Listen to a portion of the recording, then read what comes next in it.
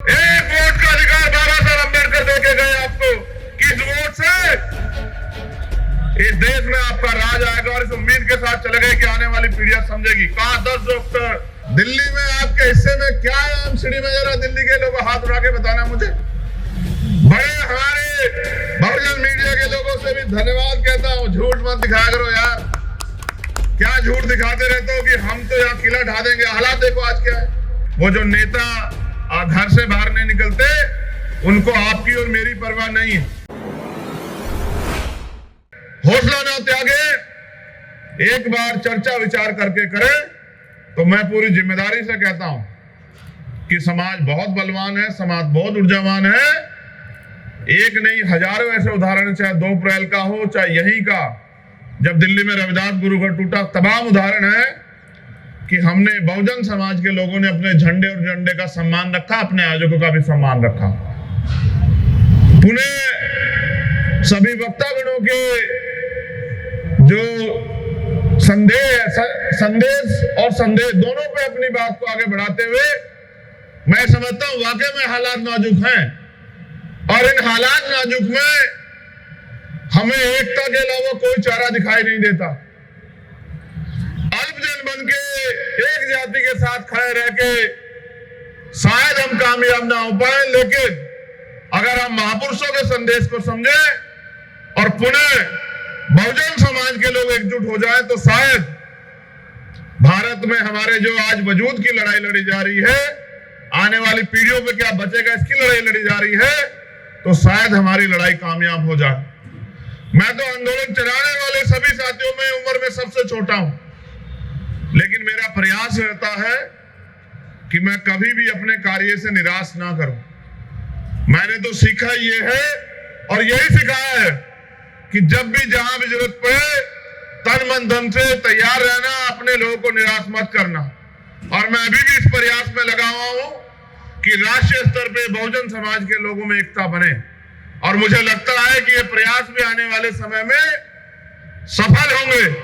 लेकिन निराशा इस बात की है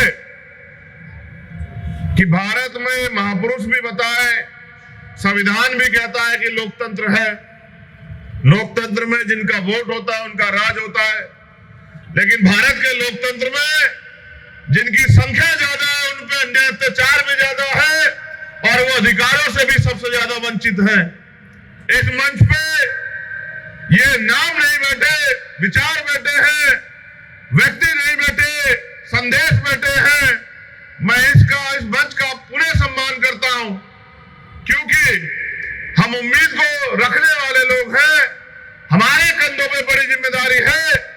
तो मैं आपसे अनुरोध करता हूं कि अपनी एकता को बना के रखिए। हम सब लोग, जैसा हमारे जिम्मेदार साथी ने कहा कि पूरा आंदोलन बैकवर्ड और फॉरवर्डों के बीच है, और आंदोलन अधिकारों का है, ना धर्म का है, ना जात का है, हिस्सेदारी का है। मैं इस बात को और ताकतवर तरीके से संबद्ध करता हूं कि आज के दलित और आदिवासी भी इस देश में पहले से अगर ज्योतिबा फूले को पढ़े, आधुनिक भारत में जो महापुरुष हुए, या डॉक्टर बाबा साहब अम्बेडकर को पढ़े, तो उनके आंदोलन हमें शिक्षा देते हैं कि हम अति शूद्र और शूद्र थे, हम अछूत और अति शूद्र थे, यानी कि हम सारे ही बैकवर्ड क्लास के लोग हैं, चाहे दलित हो, आदिवासी हो, या पिछड़े वर्ग के लोग हो, या माइनॉरिटी के लोग हो। तो मैं इस बात को और ताकतवर बल देता हूं कि ये पूरा आंदोलन अगड़े और पिछड़ों का आंदोलन है, और जब पिछड़े वर्ग के लोग अधिकारों के लिए लड़ने का काम करेंगे, तो डंडे और झंडे के साथ हम इस आंदोलन को सींचने का काम करेंगे, क्योंकि आने वाले नस्लों का जवाब देना है। लड़ाई आपकी मेरी नहीं है, हम तो जागरूक सजग लोग हैं। आने वाली पीढ़ियों के हिस्से में क्या बचेगा? महापुरुषों ने संघर्ष से पेड़ लगाए और उसके फल हम लोग खा रहे हैं।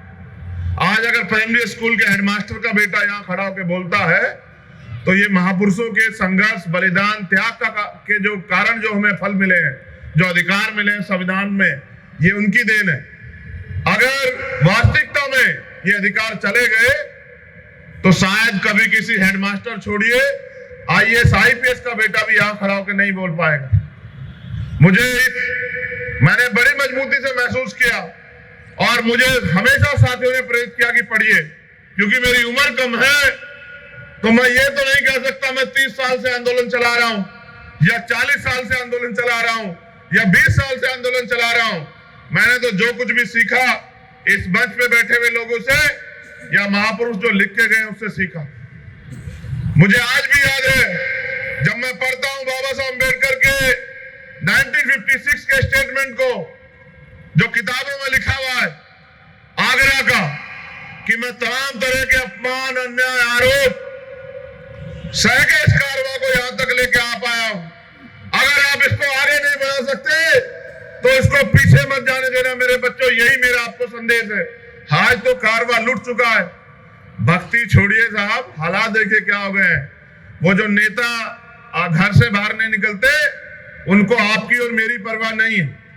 आज मजबूर है हम लोग कि न्याय जन्मसिद्ध अधिकार है, फिर भी हम रोज लाशें उठा रहे हैं। राजस्थान हो या मध्य प्रदेश या दिल्ली, मैं तो दिल्ली के लोगों को बधाई दूंगा, मेरे सम्मानित मंच, कि आज दिल्ली का रिजल्ट आया है। एक से एक वक्तागण यहाँ बड़े बड़े ओजस्वी भाषण देते हैं। दिल्ली में लोग खुशी मना रहे हैं और ये लोग यहाँ जो है बताइए सम्मेलन कर रहे हैं। जिनका देखिए, जिनकी वोट नहीं उनका राज स्थापित हो गया है MCD में भी। इनका देखिए, इनका हौसला और इनका रास्ता देखिए कि वो लोग दिल्ली में जश्न मना रहे हैं, रंग लगा रहे हैं, जिनका इतना सा वोट है और जिनका इतना बहुसंख्यक वोट है, ये यहाँ तमाशबीन बने बैठे हैं बताइए, और कह रहे हैं वोट हमारा राज तुम्हारा। सारे नेता यही कहते हैं, बताइए, कोई कमी छोड़ता ही नहीं है। मगर ये बताओ दिल्ली में आपके हिस्से में क्या है MCD में? जरा दिल्ली के लोग हाथ उठा के बताना मुझे। बड़े हमारे बहुजन मीडिया के लोगों से भी धन्यवाद कहता हूं, झूठ मत दिखाया करो यार। क्या झूठ दिखाते रहते हो कि हम तो यहाँ किला ढा देंगे। हालात देखो आज क्या है, एक सीट नहीं जीत पाए, एक सिंगल सीट। पिछलग्गू बन के अपने हिस्से की बात भी नहीं कह सकते हो मेरे साथियों। एक सामने कहने का प्रयास किया था तथागत बुद्ध के बारे में, बाबा साहब की प्रतिज्ञा के बारे में, देखो क्या हुआ। ये हालात है, सच यही है। उनके तलवे चाट के उनकी पूंछ बन के हम ओरिजिनल बात भी नहीं कह सकते। अपने हक की बात तो छोड़िए जो महापुरुष कह के चले गए हैं। इसलिए कह रहा हूं दिल्ली के लोग बधाई के पात्र हैं। इतनी बड़ी आबादी और फिर भी बैठना जूतों में ही है, तो मैं क्या कर सकता हूं भाई बताओ, जब आप लोग सुधरना नहीं चाहते। मैं तो प्रयास कर रहा हूं और मेरे साथ हजारों साथी प्रयास कर रहे हैं दिल्ली में भी कि हमारे लोग जागे, लेकिन आप आदत छोड़ने को तैयार नहीं है। तो कोई बात नहीं, हम फिर जगाएंगे, फिर आपके बीच में जाएंगे, फिर समझाने का काम करेंगे। क्योंकि अगर इस काम को हम पढ़े लिखे लोग नहीं करेंगे तो किन से उम्मीद करें? वो लोग जो सुबह उठ के काम पे निकल जाते हैं। ये तो पूरा समाज आर्थिक रूप से कमजोर है। थोड़ा बहुत अगर आरक्षण से जो नौकरी मिली उसके कारण बन पाए। इसलिए जो पढ़े लिखे सजग लोग हैं उनकी जिम्मेदारी बनती है कि अपनी जिम्मेदारी को समझें। जैसे बहुजन मीडिया ने अपनी जिम्मेदारी को समझा, बहुजन नेता भी अपनी जिम्मेदारी समझे। अपनी रोजी रोटी, अपनी तैयार की गई संपत्ति, अपने परिवार की चिंता छोड़ के समाज की चिंता करें। क्योंकि अगर हम इनकी चिंता करते हैं और इनकी चिंता करने वाला नेता कभी समाज का भला नहीं कर सकता, मैं आपको गारंटी देता हूं। आप मेरी बात को याद रखना, जो परिवार की और अपनी संपत्ति की परवाह करेगा।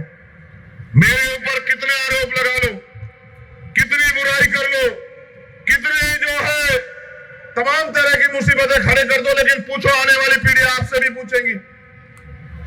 आप जहां भी हैं, जिस दल में भी हैं, वहीं बैठ के दूसरे लोगों से सीख लेके अपने समाज के बारे में सोचो। ऐ मेरे बहुजन समाज के लोगों, कारवां लुट चुका है। EVM पे रोते रहो, आरक्षण पे रोते रहो, किसी और चीज पे रोते रहो। एक वोट का अधिकार बाबा साहब अम्बेडकर देके गए आपको। किस वोट से इस देश में आपका राज आएगा, और इस उम्मीद के साथ चले गए कि आने वाली पीढ़ियां समझेगी। कहां 10 डॉक्टर, 10 इंजीनियर, 10 वकील जिस समाज में तैयार हो जाएंगे, उनको कोई नहीं रोक सकता। बताओ रुके नहीं रुके हो? आज लाखों डॉक्टर, लाखों इंजीनियर, लाखों वकील हैं, मगर बताओ न्याय मिल रहा है नहीं मिल रहा है? मेरे काबिल साथी यहाँ बैठे हैं, कह रहे थे EWS पे फैसला आएगा हमारे पक्ष में। और एक दो काबिल और बैठे, वो हंस भी रहे थे, कहे कि ये गुमराह कर रहे हैं, कोई फैसला नहीं आया। अगर वाकई में नहीं आया, क्लोजम सिस्टम भी इसमें है, लेकिन उनको चैलेंज कहां से करोगे? उसकी ताकत बता दो कहां है। बस इस देश में सड़कों से नारे लगते हैं और कानून सदनों से बनते हैं। आप इससे बड़ा सम्मेलन करो, जिनको कुछ देना नहीं वो नहीं देंगे, लेकिन अगर आप अपनी ताकत बना लोगे और कानून बनाने की हैसियत में चले जाओगे, फिर आपके लोगों के आधे से फैले नहीं रहेंगे।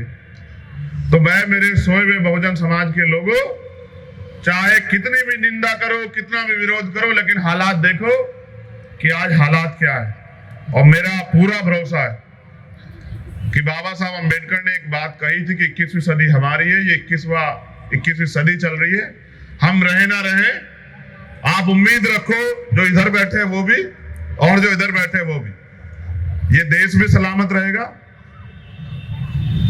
हमारा राज भी आएगा और महापुरुषों का सपना पूरा। क्योंकि बाबा साहब अम्बेडकर झूठे नहीं हो सकते, उनकी औलादे झूठी हो सकती है, नालायक औलादे, सच्चे औलादे भी झूठी नहीं है और बाबा साहब अम्बेडकर भी झूठे नहीं।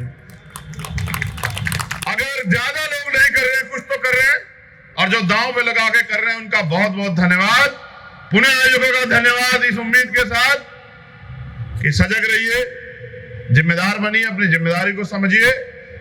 जो महापुरुषों के आंदोलन से आपको मिला है, उसके बाद आपकी जिम्मेदारी बनती है कि समाज की जिम्मेदारी भी आपकी है। पुनः फिर मुलाकात होगी। जय भीम, जय भारत, जय मंडल, जय संविधान, जय जोहार, नीला सलाम। धन्यवाद।